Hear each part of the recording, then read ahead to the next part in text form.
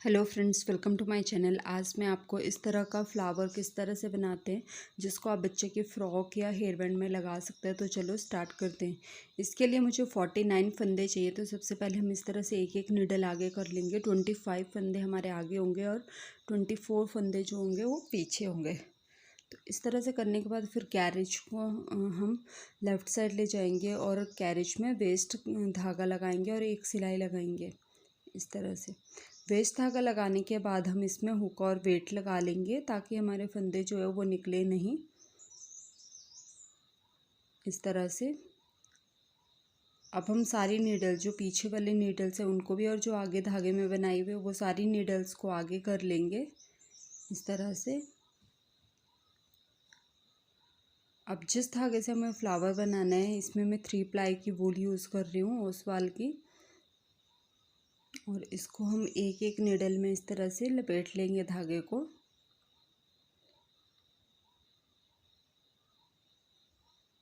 जितनी भी नीडल है, जैसे हमारी 49 नीडल है तो सब नीडल में हमें इसी तरह से धागे को लपेट लेना है लास्ट तक।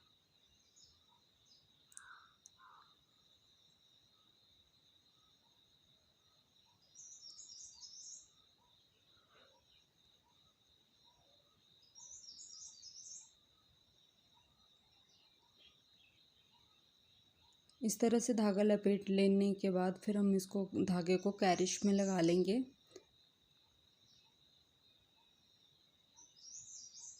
इस तरह से इसको कैरिज की सेटिंग देख लेते हैं। ये 1 पे है और इसको नंबर को मैंने 8 पे सेट कर लिया, कोई भी बटन प्रेस नहीं किया। और ये नोब जो है वो भी 1 में है। अब इसमें कैरिज में हम धागा लगा लेंगे। और अगर आप बिना कार्ड वाली मशीन को यूज़ करना सीखना चाहते हो तो उसके लिए आप मेरे दूसरे चैनल कृतिका क्रिएशन को देख सकते हैं। उसका लिंक मैं आपको सब्सक्रिप्शन बॉक्स में दे दूँगी। इस तरह से अब हम 2 सिलाइयाँ लगाएंगे। 1 2 सिलाइयाँ लगाने के बाद हम नीडल्स को डिवाइड कर लेंगे। सबसे पहले 4 नीडल छोड़ेंगे, फिर एक नीडल आगे, फिर 7 नीडल, फिर 1 नीडल आगे।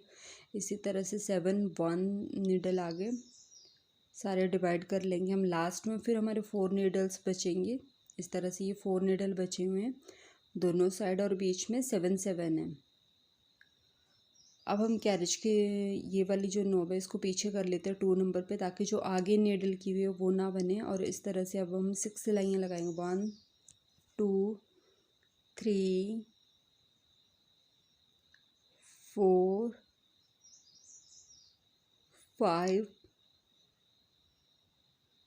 5 सिलाइयाँ लगाने के बाद हम इस या तो ये जो नीडल्स आगे की है इनको पीछे कर सकते हैं, या जो हमने नोब होल्ड में किया था 2 नंबर पे इसको 1 पे कर सकते हैं। फिर हम एक सिलाई लगाएंगे इस तरह से। अब हम ये जो कैरिज में धागा लगा हुआ है इसको कट कर लेंगे और नीडल में लगा लेंगे।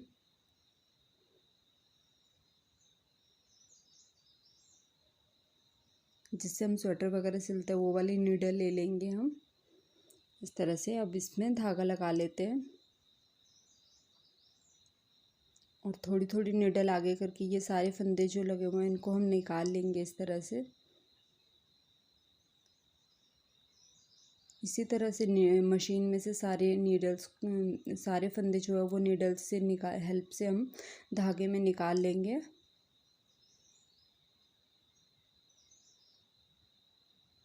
इसी तरह से हम ये पूरा बना लेंगे। फिर मैं बना के आपको दिखाती हूँ।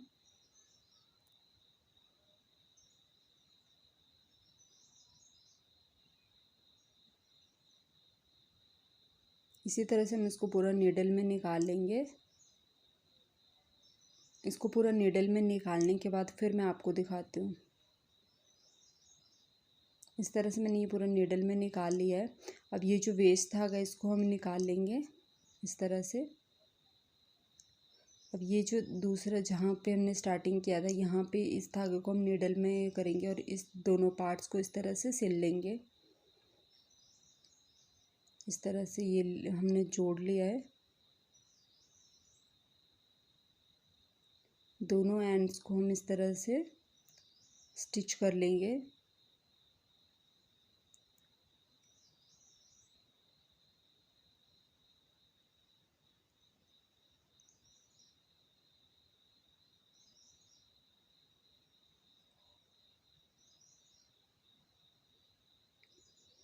इस तरह से।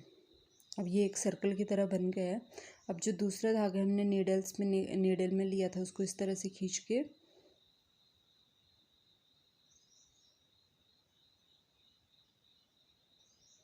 इस तरह से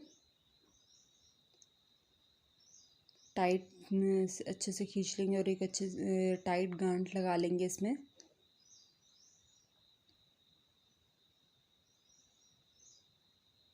इस तरह से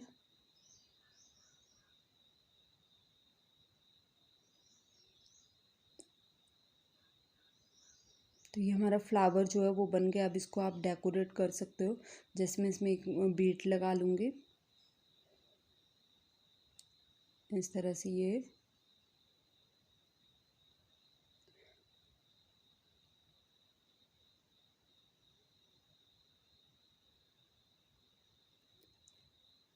इस तरह से ये हमारा फ्लावर जो है अब यूज़ करने के लिए तैयार है।